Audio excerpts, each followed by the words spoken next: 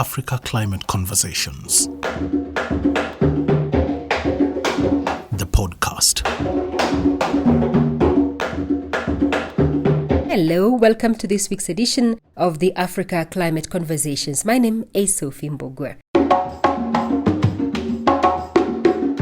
Now, today I'm visiting a craft shop, the Limulunga la Makuwa Craft Women Club in Mongu district, Western Province of Zambia. Mongu is a town situated on a higher ground on the eastern edge of the 30-kilometer wide Barotse floodplain. It is home to the Lozi people, led by Alitunga, or the king of the Luyi-speaking people. Here, we meet Florence Monde, Mwauluka, an 85-year-old woman popularly known here as Auntie Flo. She is the founder of the Limulunga la Makuwa Craft Women Club. Here, 10 women join up together to weave mats, mattresses, hearts, baskets, as well as mould pots used as cooking pots, refrigerators, and water purifiers. These products are made from natural materials such as the papyrus reeds, grass, and fiber, integrated with plastics as well as sand, obtained from the Barotse floodplains, which these women have dedicated their lives into protecting. Auntie Flo tells me that she was the only girl in a family of 14 children. She grew up with a mother gifted in weaving, while her father was a great fisher. Growing up among boys meant that everything the men did, she learned how to do it. Women among the Lozi community fished using baskets, but she says her father not only taught her how to fish using fishnet, but the type of fish to look out for, the type of grass she would find this particular fish, and the type of waters where you can find the specific species of fish. But there was a problem. It was very difficult for me because my father didn't want me to go to school. So when I was growing, in my time, girls were not allowed to go to school. Yes, we were just there to grow and be nurtured and then get ready for marriage. But during that time, there were other families who had a lot of cattle, because in my time, people who had a lot of cattle, those are the people that were looked up as well-to-do people. So they were able to send their children to school. So I really wanted to go to school, and I had to run away from my family to go to school. I did not be the headmaster that time. I wouldn't have been able to speak English like this. But he was a very good man. He came to plead with my father. By then I was big. I think I must have been even 18 or so. Because that time it was not about age. It's about someone to go to school. No matter how big you are, you go to school. Though Auntie Flo wanted to go to school, she never forgot her love for nature.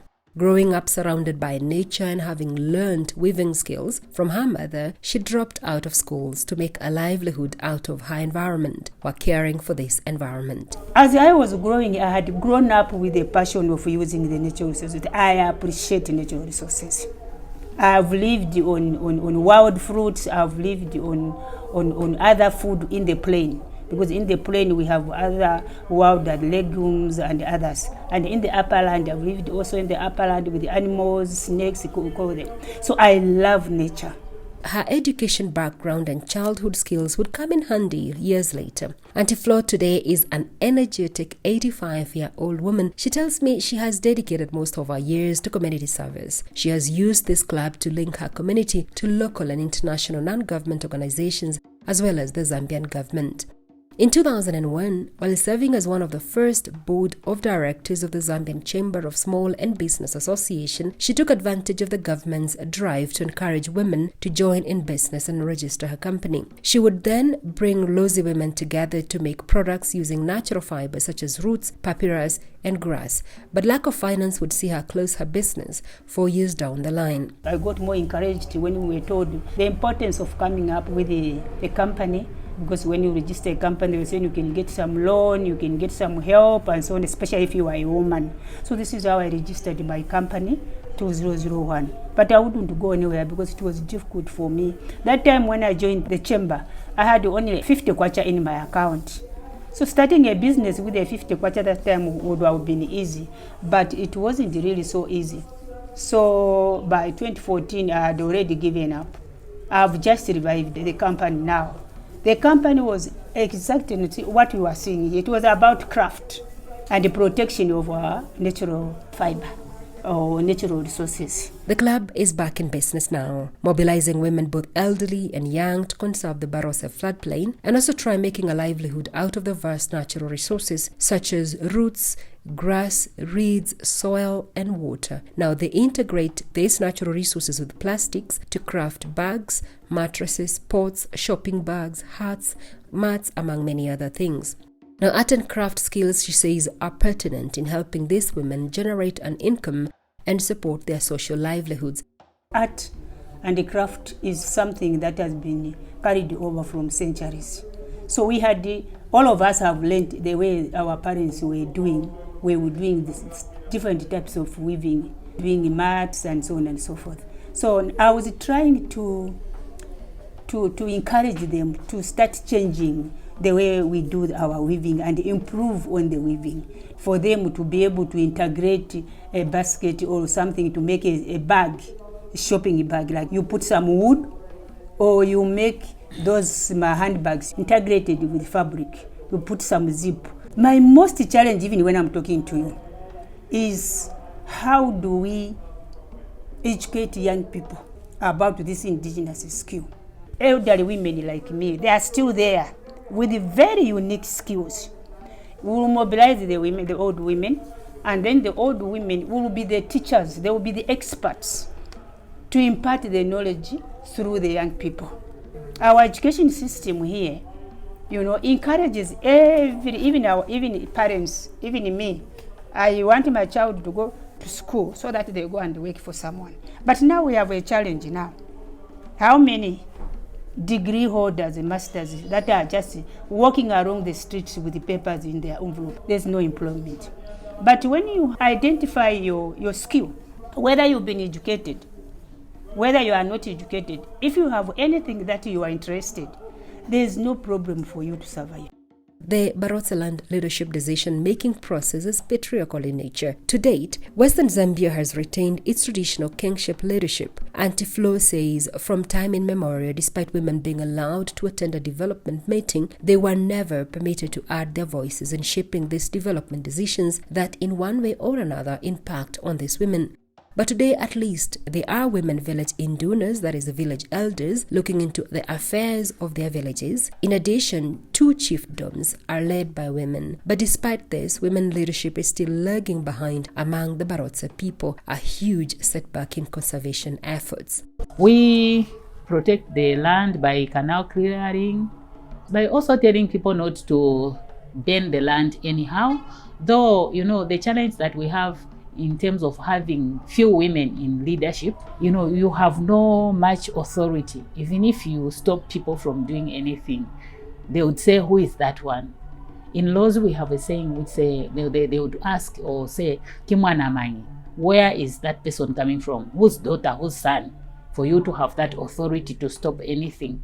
So because we have few women in authority, that makes women have little voice, even if they would have more to say over the same land. But that is not saying a woman has nothing to do. No, we do. We know what we are supposed to do, but because there's a way that we have been brought up, even us knowing that it's only men who can do that, few women are in leadership. But we find these resources everywhere. This Likenga is everywhere in the plains. But can we find women in leadership that side who can voice out to stop this from being destroyed? We are still very far. That was Baita Chilemu, a 46-year-old mother of 3 working with Auntie Flo. Chilemu is a community worker trained on community mobilization, art and drama, citizen journalism, among other skills she has obtained working with NGOs over the years. She specializes in crafting mattresses and refrigerators made of local grass called likenga, obtained from deep inside the floodplain. But despite mobilizing women and crafting hundreds of items and working with numerous international and local NGOs as well as the government, the club is struggling with no access to markets. Here is Chilemu. The information that we have is not helping us in terms of marketing, in terms of making business.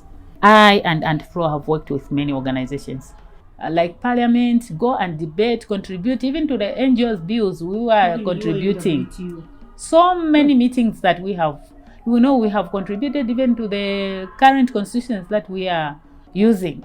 But because people don't see this rich information that we need, how vital it is, it's rare in these villages to find women who are able to speak like us. We have really worked with people who have trained us, who have given us this information, but at the end of the day, if those had more interest in lifting us up, they would have done that. You can see these papers that I have. A lot of papers awarded by NGOs, local, international, and national NGOs. But I can say they have nothing to do with my life. If I had to depend on this, I was going to die. I asked Chilemu and Auntie Flo why, despite the lack of support, they're still working to protect these plains. The land supports the river because these roots get water from the plains. These fishermen, like this time, you find them go to the bushes, collect firewood. They take to the plains. In the camps where they'll be camping for fishing, they would get charcoal, they'll get firewood. And they'll also get some shrubs for using to build those small huts. Now we find that also people like those who are settling in districts like Kaoma, they also rely on plains. They get their cassava there, groundnuts, and other foodstuffs. They take in the plains, exchange with the fish. We call it barter system. They don't have to use money. This fiber is the softest fiber that you can even make mattresses out of it.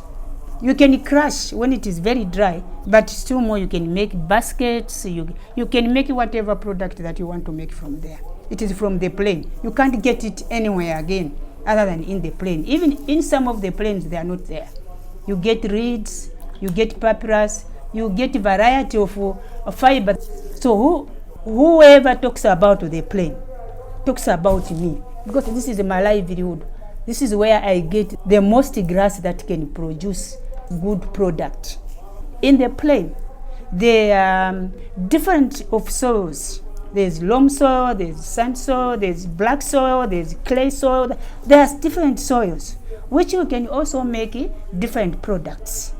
These are the pots that we use to cook food. This is the distiller. This one you can boil water.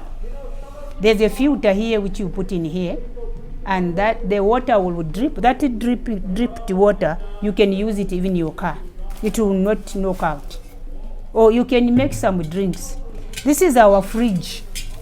If you put water here, the water will be so cool and tasty.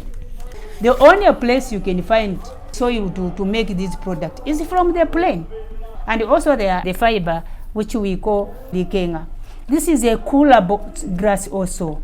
You get this, you catch fish, and then you soak this likenga in water, put it on top or put in fish and cover. The fish will remain fresh the whole day as if you have put ice on them. And again, at the same time, at the levels of the women, it is much easier for the women. The plain is open. You can be anywhere, and everybody can see you. The Barotse floodplain is a vast land classified as a Ramsar site with over 300 bird species and over 130 documented fish species. When flooded, it can reach about over 550,000 hectares, acting as a sponge that slowly releases water to the nearby regions that receives low rainfall. But because of climate change, the Barotse loses about 1,500 millimeters of water annually from evaporation, which reduces the amount of water flowing into the lower Zambezi River system. This threat, coupled with the future uncertainties, make it critical to protect this wetland. Auntie Flo expounds more on how the water comes in handy, not only when crafting these products, but health-wise. Water is very, very important. You can't make these products without water. You would need water. You cannot make a very nice string like what you have seen. She's busy continuously soaking the grass because of water.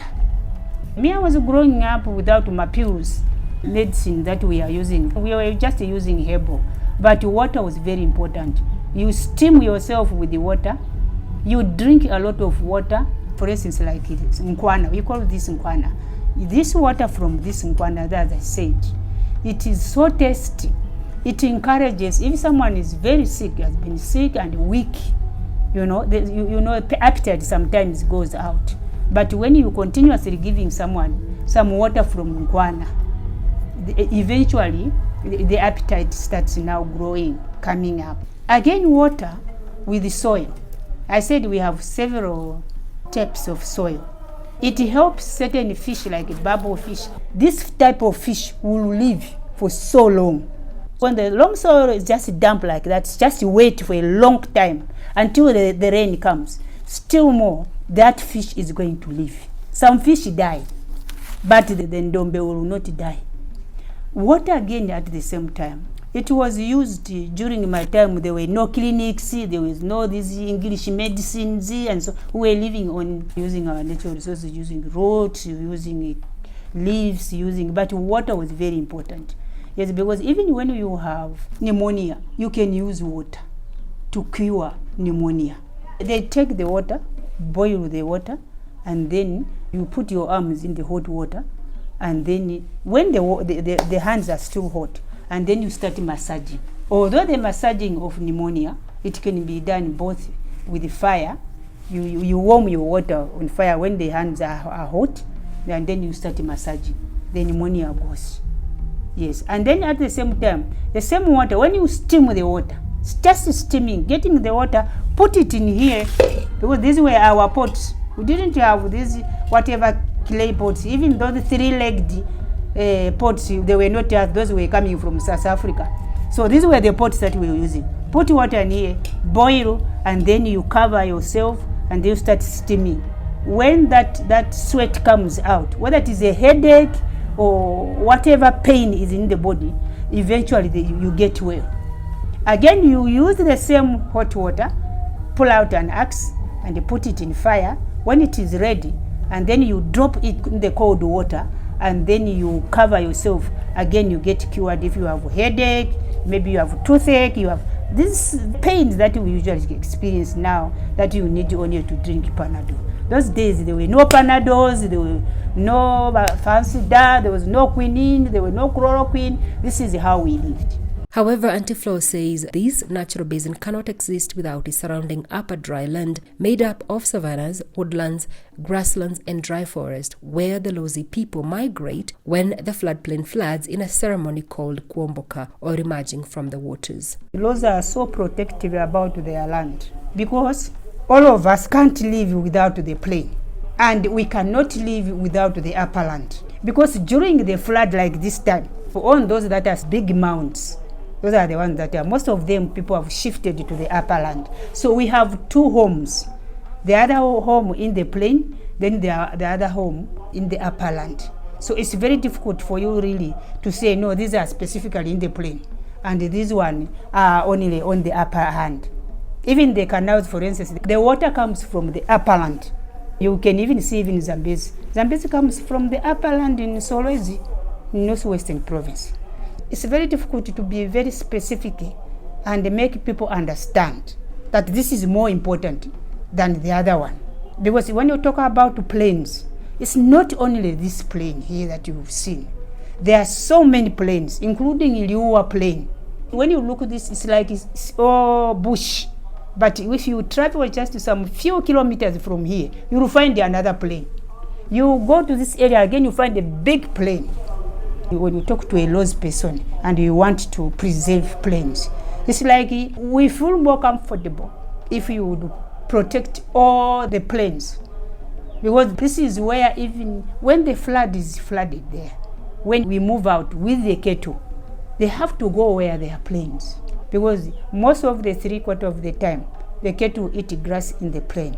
So when the plain is flooded, they go to the bush. The bush, they start eating leaves. And you find that mostly when they come back there, they are not healthy. They become more healthy when after they have stayed for a time in the plain.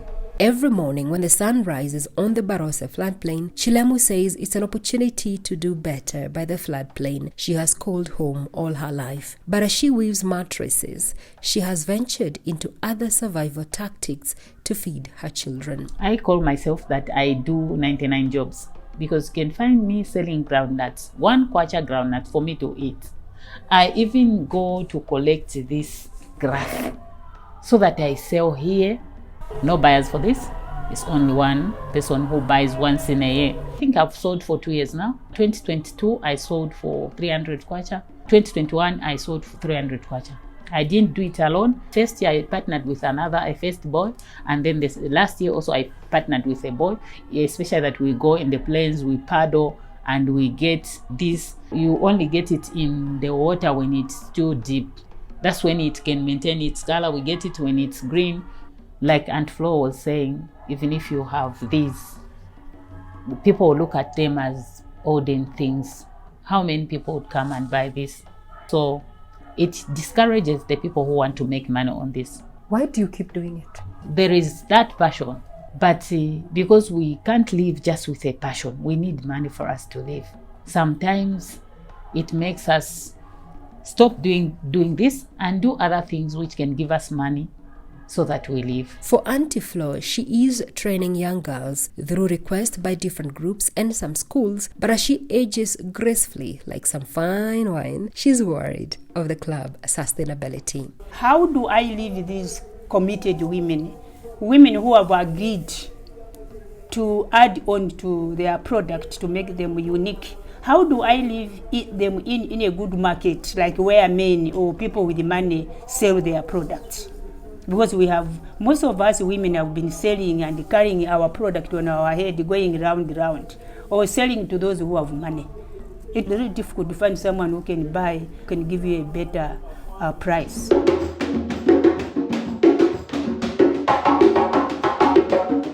That was it for today. In case you're out there and you would wish to partner with these Lozi women, perhaps add some value on how best they can expand their market, please reach out to me via email info@africaclimateconversations.com or drop me a message on Twitter, Facebook or LinkedIn. We are on social media as Africa Climate Conversations, and on LinkedIn, please find me on my personal handle, Sophie Mbugwa.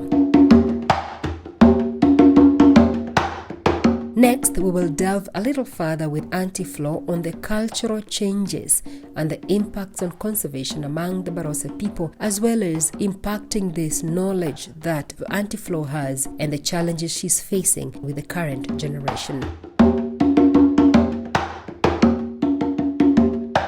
Thank you so much for joining me today. Please do remember to share this episode so we can reach more. Until next time, asante sana, kwaheri. My name is Sophie Mbogwa. Africa Climate Conversations, the podcast.